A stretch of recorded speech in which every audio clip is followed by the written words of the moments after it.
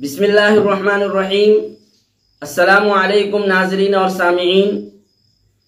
اسلامی نیا سال شروع ہو چکا ہے، کیونکہ محرم الحرام سے سال نو کا اور نئے اسلامی سال کا آغاز ہو جاتا ہے۔ آج 3 محرم الحرام 1442 ہجری ہے۔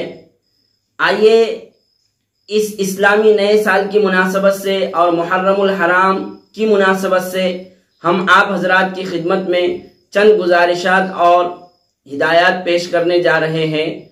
آج کی ہماری گفتگو کا موضوع ہے محرم الحرام اور یوم عاشورہ کی فضیلت اور حقیقت اور اہمیت۔ محرم الحرام کی وجہ تسمیہ۔ محرم الحرام، اس مہینے کا نام محرم الحرام کیوں ہے؟ اس کی وجہ ہم جانتے ہیں۔ محرم، اس کا معنی ہے قابل احترام، عظمت والا، شرافت والا۔ تو اس مہینے کی عظمت اور شرافت اور فضیلت کی وجہ سے اس مہینے کا نام محرم الحرام ہے۔ ماہ محرم الحرام کی بہت ساری فضیلت ہے۔ خالق کائنات پروردگار نے اسی وقت سے جس دن اللہ تعالیٰ نے آسمان اور زمین کو پیدا فرمایا، محرم الحرام کی فضیلت، اہمیت اور عظمت کا اعلان کر دیا۔ اللہ تعالیٰ نے فرمایا ان عدت الشہور عند اللہ 12 شہرا فی کتاب اللہ یوم خلق السماوات والارض منها 4 حرم، کہ اللہ تعالیٰ نے سال کے 12 مہینے مقرر فرما کر ان میں سے 4 مہینوں کی عظمت اور فضیلت کا اظہار اور ارشاد فرمایا، جن 4 مہینوں میں محرم الحرام بھی آتا ہے۔ محرم الحرام کی شرافت اور عظمت اسی طرح ہے جس طرح بیت اللہ کی شرافت اور عظمت ہے، کہ بیت اللہ میں اس کی نسبت اللہ تعالیٰ کی طرف ہے۔ جس طرح کلام اللہ کی شرافت اور عظمت ہے کہ اللہ کے کلام کی نسبت اللہ کی طرف ہے، کلام اللہ ہی۔ جس طرح رسول اللہ صلی اللہ علیہ وسلم کی نسبت اللہ تعالیٰ کی طرف ہے، اور اسی طرح محرم الحرام کی نسبت بھی اللہ تعالیٰ کی طرف ہے۔ حدیث پاک میں آپ صلی اللہ علیہ وسلم نے فرمایا افضل الصیام بعد رمضان شہر اللہ المحرم الحرام۔ افضل الصیام بعد رمضان شہر اللہ المحرم الحرام، کہ روزوں میں رمضان کے روزوں کے بعد سب سے افضل روزہ محرم الحرام کا روزہ ہے۔ تو اس طرح سے محرم الحرام کی فضیلت، اہمیت اور عظمت سمجھ میں آتی ہے۔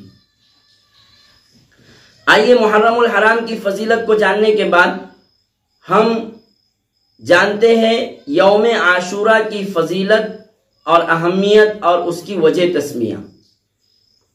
عاشورہ 10 محرم الحرام، محرم الحرام کی 10 تاریخ کو یوم عاشورہ کہتے ہیں۔ اس کو یوم عاشورہ کیوں کہتے ہیں؟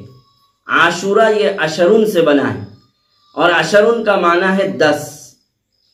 تو چونکہ 10 محرم الحرام کو یوم عاشورہ کہا گیا ہے، یوم عاشورہ کی فضیلت کیا ہے؟ بڑی فضیلت آئی ہے یوم عاشورہ اور 10 محرم الحرام کی، کہ رمضان کے روزوں کی فرضیت سے پہلے، جس وقت رمضان کے روزے فرض نہیں ہوئے تھے، تو اس وقت 10 محرم الحرام اور یوم عاشورہ کا روزہ رکھنا فرض تھا۔ آپ صلی اللہ علیہ وسلم اور صحابہ کرام یوم عاشورہ اور 10 محرم الحرام کا روزہ رکھا کرتے تھے، لیکن جب رمضان کے روزے فرض ہو گئے، رمضان کے روزوں کی فرضیت آ گئی، تو اب یوم عاشورہ کے روزے کی فرضیت ختم ہو گئی، اور اب یہ روزہ، یوم عاشورہ کا روزہ سنت اور مستحب قرار دیا گیا، اور آپ صلی اللہ علیہ وسلم اس کے بعد بھی اہتمام سے یوم عاشورہ کا روزہ رکھا کرتے تھے۔ آپ صلی اللہ علیہ وسلم نے یوم عاشورہ اور 10 محرم الحرام کے روزے کی فضیلت کو یوں ارشاد فرمایا کہ جو شخص 10 محرم الحرام اور یوم عاشورہ کا روزہ رکھے مجھے امید ہے کہ اس کے پچھلے 1 سال کے گناہوں کا کفارہ یہ یوم عاشورہ کا روزہ بن جائے گا۔ گویا کہ یوم عاشورہ کا روزہ 10 محرم الحرام کا روزہ بندے کے 1 سال پچھلے گناہوں کا کفارہ ہے۔ اللہ تعالی ہم سب کو اس روزے کے رکھنے کی توفیق عطا فرمائے۔ یوم عاشورہ کی جو فضیلت آئی ہے، 10 محرم الحرام کی جو فضیلت آئی ہے، اس فضیلت کی وجہ کیا ہے؟ عام طور سے لوگ یہ سمجھتے ہیں کہ یوم عاشورہ اور 10 محرم الحرام کو فضیلت اور اہمیت اس لیے حاصل ہے کہ 10 محرم الحرام کو نواسہ رسول حضرت حسین رضی اللہ تعالی عنہ کی شہادت کا واقعہ پیش آیا تھا، تو اس وجہ سے 10 محرم الحرام کو یوم عاشورہ کو فضیلت حاصل ہو گئی۔ بلکہ ایسی بات نہیں، آپ صلی اللہ علیہ وسلم نے تو بہت پہلے یوم عاشورہ اور 10 محرم الحرام کی فضیلت کو بیان فرما دیا تھا۔ آپ صلی اللہ علیہ وسلم کے وصال اور وفات کے 60 سال کے بعد، آپ صلی اللہ علیہ وسلم کے ارتحال اور وصال کے 60 سال کے بعد حضرت حسین کی شہادت کا واقعہ پیش آیا ہے۔ اس لیے 10 محرم الحرام اور یوم عاشورہ کی فضیلت حضرت حسین رضی اللہ تعالیٰ عنہ کی شہادت کے سبب نہیں ہے۔ یہ اور بات ہے کہ حضرت حسین رضی اللہ تعالیٰ عنہ کی شہادت کا واقعہ اس مبارک اور فضیلت والے دن میں پیش آیا ہے۔ تو پھر اس دن کی فضیلت کی وجہ کیا ہے؟ لوگوں نے اور اہل علم نے اپنے اپنے طور سے الگ الگ وجہ بیان فرمائی ہے، لیکن حضرت مفتی محمد تقی عثمانی صاحب نے ایک وجہ بتلا کر یہ فرمایا ہے کہ یہی وجہ صحیح ہو سکتی ہے۔ چنانچہ آپ فرماتے ہیں اپنے اصلاحی خطبات میں کہ چونکہ 10 محرم الحرام کو یوم عاشورہ کو حضرت موسیٰ علیہ السلام اور فرعون کے درمیان جب مقابلہ ہوا اور حضرت موسیٰ علیہ السلام اپنی جماعت اور اپنے ساتھیوں کو لے کر اور فرعون سے ان کو چھٹکارا دلا کر جب لے کر چلے، سامنے دریا آیا جس کی وجہ سے حضرت موسیٰ علیہ السلام اور آپ کی جماعت اور آپ کے ساتھیوں کے لیے راستہ نہیں تھا۔ اللہ تعالیٰ نے حضرت موسیٰ علیہ السلام کو حکم دیا کہ آپ دریا پر اپنا عصا ماریے، اپنی لاٹھی ماریے، جس سے دریا میں راستہ بن گیا اور اس خشک راستے سے حضرت موسیٰ علیہ السلام اور آپ کے ساتھی آسانی سے گزر گئے۔ جب فرعون نے حضرت موسیٰ علیہ السلام اور آپ کے ساتھیوں کا پیچھا کیا اور فرعون جب اس دریا پر پہنچا اور دریا پر پہنچنے کے بعد جب اس نے دیکھا کہ راستہ سوکھا ہے اور ہم اس دریا کے راستے سے نکل کر حضرت موسیٰ علیہ السلام اور آپ کی قوم اور آپ کے ساتھیوں کا پیچھا کریں گے، لیکن جب بیچ دریا میں پہنچا اور اپنی فوج اور اپنے لشکر کو بیچ دریا میں لے کر پہنچا تو دریا کا پانی مل گیا اور فرعون اس طرح غرق ہو گیا اور ڈوب گیا۔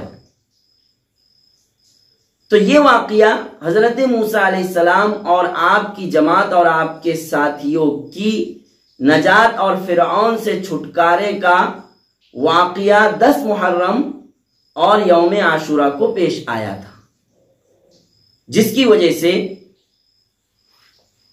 اس دن کو فضیلت اور اہمیت والا قرار دے دیا گیا۔ حضرت مفتی صاحب فرماتے ہیں کہ دوسری روایتوں کے مقابلے میں نسبتاً یہ روایت بہتر اور اچھی ہے اور اس وجہ سے اس دن کو فضیلت اور اہمیت حاصل ہوئی ہے۔ بہرحال حضرت مفتی صاحب آگے فرماتے ہیں کہ ہمیں کسی چیز کی فضیلت اور اہمیت کی وجہ اور سبب تلاش کرنے کی ضرورت نہیں ہے۔ اللہ تعالیٰ کی مرضی ہے، اللہ تعالیٰ جس دن میں اور جس رات میں چاہتے ہیں فضیلت اور برکت دے دیتے ہیں، اس لیے ہمیں اس کی فضیلت کی وجہ اور اس کے سبب کی بحث اور اس کے پیچھے پڑنا بہتر نہیں ہے، بلکہ ہمیں اس دن کی فضیلت کا احترام کرنا چاہیے، یوم عاشورہ کا روزہ رکھنا چاہیے۔ پھر ایک بات یہاں پر یہ بھی یاد رہے کہ ہم جانتے ہیں کہ ہم 10 محرم الحرام کے ساتھ 9 محرم الحرام کا روزہ یا پھر 10 محرم الحرام کے ساتھ 11 محرم الحرام کا روزہ ملا کر رکھتے ہیں۔ اس طرح ہم 2 روزے رکھتے ہیں۔ یہ کیوں؟ یہودیوں کی مشابہت سے بچنے کے لیے۔ آپ صلی اللہ علیہ وسلم اپنی زندگی میں یوم عاشورہ کا روزہ رکھا کرتے تھے، لیکن آپ صلی اللہ علیہ وسلم نے فرمایا کہ چونکہ اس دن میں یہودی لوگ بھی روزہ رکھتے ہیں، اپنی قوم بنی اسرائیل کے چھٹکارا اور نجات کی خوشی میں یہودی بھی روزہ رکھتے ہیں، تو اس لیے آپ نے فرمایا کہ اگر میں آئندہ سال حیات رہا تو انشاءاللہ ہم آئندہ سال 10 محرم الحرام کے روزے کے ساتھ 9 محرم الحرام کا روزہ یا 11 محرم الحرام کا روزہ ملا کر اس طرح 2 روزے رکھیں گے۔ لیکن آئندہ سال آپ صلی اللہ علیہ وسلم اس دنیا میں نہ رہے، آپ کا وصال ہو گیا، آپ اس دنیا سے تشریف لے گئے، لیکن صحابہ کرام نے آپ صلی اللہ علیہ وسلم کی اس خواہش کا پورا اہتمام کیا، اور صحابہ کرام ہر سال اب 9 محرم الحرام یا 11 محرم الحرام کا روزہ 10 محرم الحرام کے ساتھ ملا کر اس طرح 2 روزے رکھا کرتے تھے۔ اسی لیے صرف 10 محرم الحرام کا روزہ رکھ لینا، اس کے متعلق علماء نے فرمایا ہے کہ یہ مکروہ تنزیہی ہے۔ اگرچہ 10 محرم الحرام کا صرف 1 روزہ رکھ لینے سے کوئی گناہ گار نہیں ہوگا، لیکن یہ خلاف اولا ہے۔ بہتر یہ ہے اور اچھا یہ ہے کہ 10 محرم الحرام کے ساتھ 9 محرم الحرام یا 11 محرم الحرام کا روزہ ملا کر اس طرح 2 روزے رکھ لینا چاہیے، تاکہ ہم یہودیوں کی مشابہت سے اور غیروں کی مشابہت سے بچ جائیں۔ اللہ تعالی ہمیں عمل کی توفیق نصیب فرمائے۔